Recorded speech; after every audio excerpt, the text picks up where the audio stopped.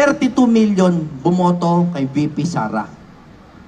Huhubaran ng kapangyarihan ng mga congressman na bumoto mga 150,000. Tama po ba yun?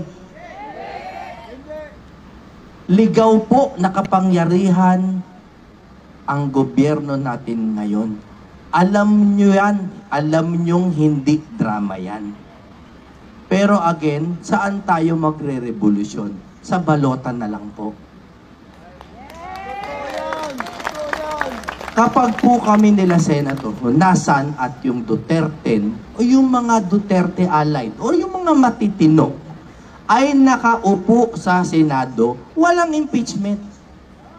Because they need 16 votes out of 24 senators. 16. The remaining 8 plus 1, wala nang impeachment. Tama?